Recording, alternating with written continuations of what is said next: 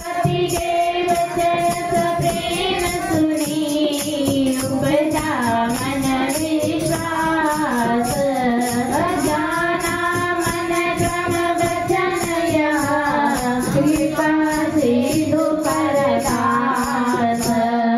जय सिया राम जय जय सिया राम जय सिया राम जय जय सिया राम।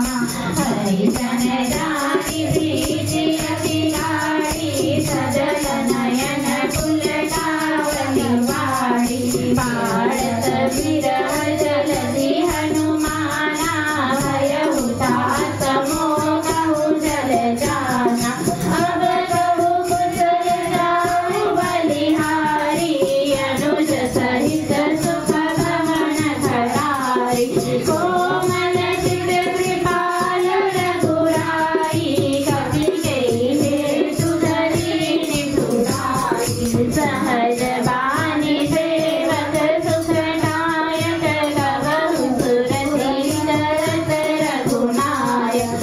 मऊ नयन मम शीतल काका होई है निरखि श्याम मृदु गाता। वचन नयाव नयन भरे भारी नाथ हो निपट बिसारी। देखि परम बिरहाकुल सीता बोला कपि मृदु वचन विनीता।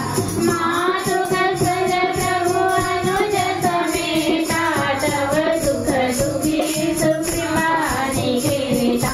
जनम जननी मानहु जियहु ना तुम ते प्रेम राम के दूना।